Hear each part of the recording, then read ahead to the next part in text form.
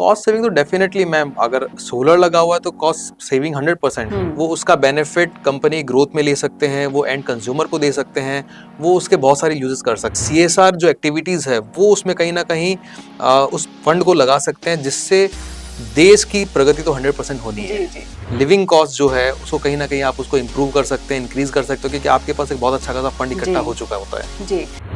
जैसे जैसे सोलर के लिए सरकारों की तरफ से जागरूकता बढ़ाई जा रही है, वैसे वैसे ही लोगों में जागरूकता बढ़ती जा रही है, उसके लिए कदम भी उठाए जा रहे हैं और बिजनेसेस को इससे कितना फायदा होता है ये आज हम डिस्कस करने वाले हैं आज के इस पॉडकास्ट में, इसलिए लास्ट तक बने रहेगा हमारे साथ। हेलो फ्रेंड्स, माई सेल्फ चेतना शर्मा, और बिजनेसेस को कैसे सोलर एनर्जी का फायदा मिल सकता है उसके बारे में बताने के लिए मेरे साथ मौजूद हैं कोरोना सोलटेक के co-founder Ramakant Jangir sir. Sir most welcome. Thank you.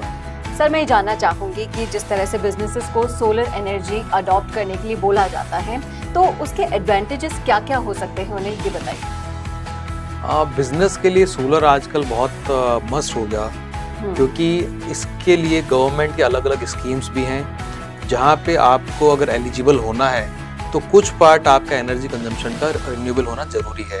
जो भी आपके एमएनसीज है या जो भी एक्सपोर्ट करते हैं, उन सब के लिए सोलर बहुत इंपॉर्टेंट पार्ट हो गया आज की डेट में, क्योंकि उसकी वजह से उनको कार्बन रेटिंग का जो बेनिफिट है वो भी मिलना है, कहीं ना कहीं टैक्स बेनिफिट मिलता है, इंटरेस्ट बेनिफिट मिलता है, तो बहुत सारे मल्टीपल ऑप्शंस हैं उनके पास बेनिफिट के लिए। जी, इसी के साथ साथ अगर हम एनर्जी कॉस्ट सेविंग की बात करें बिजनेसेस के संदर्भ में, तो वो आप किस तरीके से देखते हैं?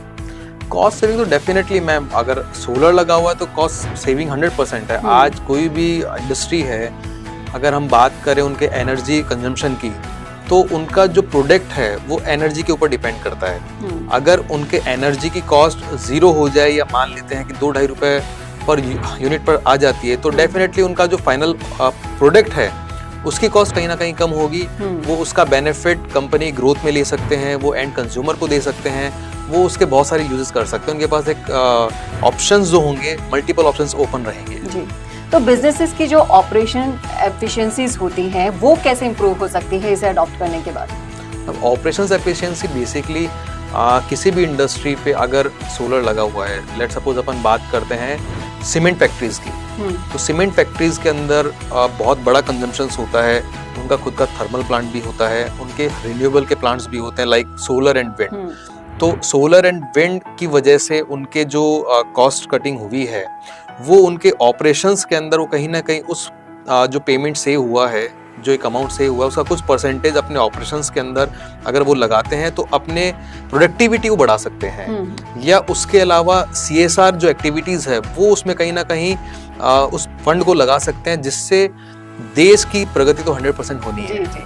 इसी के साथ साथ अगर हम ग्रोथ की बात करें, सोलर एनर्जी को अडॉप्ट करने के बाद बिजनेसेस की ग्रोथ में आपको कोई फर्क नजर आता है?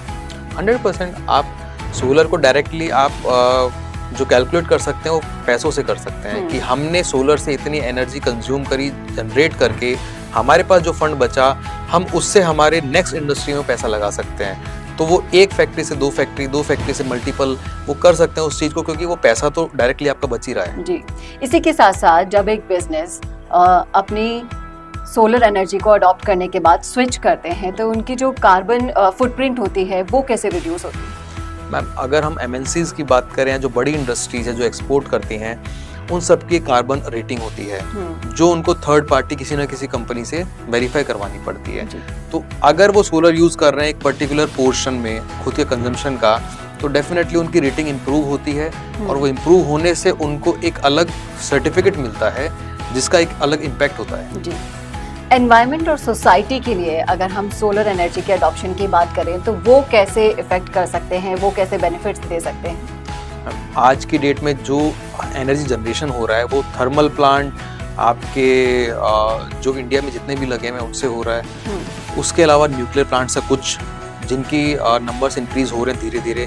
तो थर्मल प्लांट से अगर आप एनर्जी जनरेट कर रहे हैं तो डेफिनेटली वो एनवायरनमेंट को कहीं ना कहीं इम्पैक्ट करता ही है। और जैसे जैसे आप सोलर पे स्विच होते जाएंगे, थर्मल का कंजम्पशन कम होगा, यूजेस कम होगा, तो वो आपके लिए एनवायरनमेंट के लिए तो बहुत हेल्दी है ही। और एनवायरनमेंट इंप्रूव हो रहा है तो डेफिनेटली आपकी हेल्थ पे उसका इम्पैक्ट आना ही आना है। जी, तो ग्रीन एनर्जी इनिशिएटिव्स जिस तरीके से बिजनेस ले रहे हैं सोलर एनर्जी को अडॉप्ट कर कर, तो उसका इम्पैक्ट किस तरीके से हमारी सोसाइटी पर पड़ेगा और किस तरीके से उनका खुद का इम्प्रेशन भी इंक्रीज होगा, एनहेंस होगा?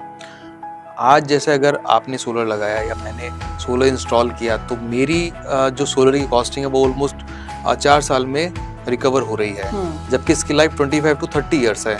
तो नेक्स्ट जो 25 से 30 साल आप 5 साल लेस भी कर देते हो तो 20 से 25 साल जो सेविंग हो रही है आप उसको एक SIP के फंड में डालिए या कहीं भी इन्वेस्ट कीजिए और 20 साल बाद आपको जो उसका रिटर्न मिलेगा तो डेफिनेटली आपकी लिविंग कॉस्ट जो है उसको कहीं ना कहीं आप उसको इम्प्रूव कर सकते हैं, इंक्रीज कर सकते हो, क्योंकि आपके पास एक बहुत अच्छा खासा फंड इकट्ठा हो चुका होता है। जी, ये आपने वाकई में बहुत ही अच्छा टिप दिया है कि जिस तरीके से सेविंग कर सकते हैं आप एक साथ आप सोलर के ऊपर जब आप लगाते हैं उस समय आपके दिमाग में नहीं आता कि हम इतनी सेविंग बाद में कर लेंगे। मैं खुद आपके इतने क्लाइंट से मिली हूँ, उनकी बकायदा जब मैंने सुना कि वो लोग कितने हैप्पी हैं, कितने खुश हैं और फ्यूचर में भी सोलर को लेकर उनके ड्रीम्स काफ़ी बड़े बड़े हैं।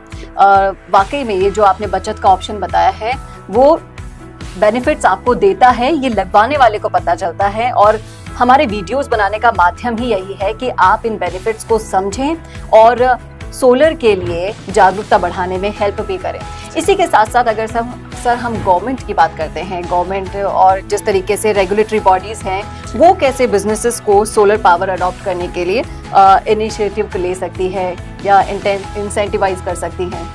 हम अगर बात करें गवर्नमेंट की तो डेफिनेटली उन्होंने जो अगर इंडस्ट्रीज की बात करें तो उनको कहीं ना कहीं इंसेंटिवाइज वो करते ही हैं, चाहे वो GST बेनिफिट्स हो, टैक्स बेनिफिट्स हो गए हमारे, या कहीं ना कहीं उनको डेप्रेशन जो मिलता है जो उनकी मशीनरी पे मिलता है वो सोलर पे भी मिलता है।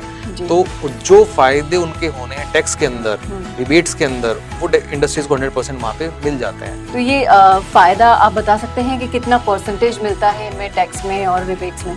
मैम जो GST है वो तो 100% जितना उनके क्लेम हो रहा है, जो भी सोलर इंस्टॉलर है जितना भी उन्होंने GST उस पे लगाए हैं प्रोजेक्ट पे वो 100% वो क्लेम कर सकते हैं जी। और उसके अलावा डेप्रेशन जो है वो भी 100% है, बट वो पार्ट्स में है। तो आपका जो भी इनकम टैक्स आप पे कर रहे हैं वो भी हर साल आपका 40% या जो भी एक रेशो है वो आप कंटिन्यूस ईयर्स के अंदर आप उसको रिकवर कर सकते हैं जी।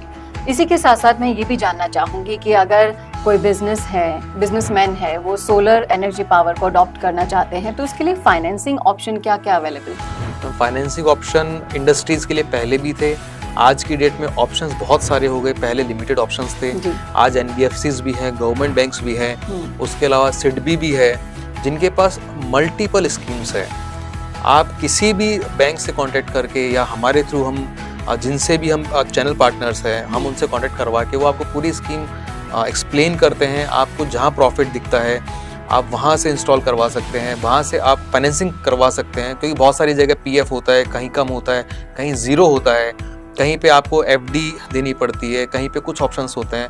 तो आज की डेट में बिजनेसमैन के पास फाइनेंसिंग के लिए हम कहेंगे कि बहुत सारे ऑप्शंस हैं जिनको वो चूज़ कर सकते हैं और खुद का जो कैपिटल है वो सेव रहेगा, वो उनको इन्वेस्ट नहीं करना पड़ेगा सोलर के अंदर जी। सोलर एनर्जी अडॉप्टेशन के फ्यूचर को आप किस तरीके से देखते हैं?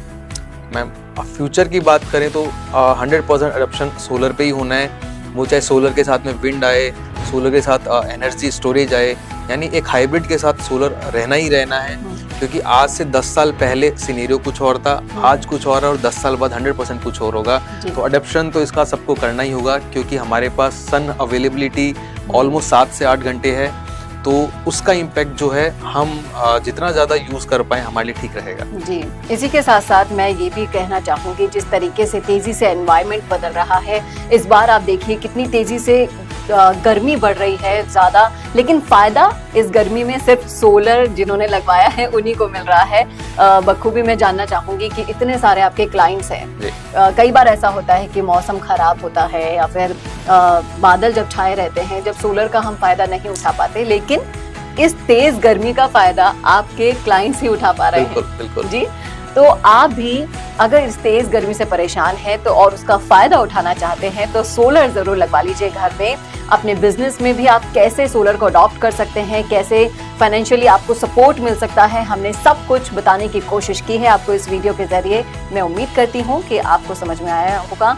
सर बहुत बहुत शुक्रिया हमसे जुड़ने के लिए, और सोलर के बारे में और जानकारी के लिए देखते रहिए कोरोना सोलटेक के YouTube चैनल को। हम इस पे वीडियोस लगातार लाते रहेंगे। शुक्रिया।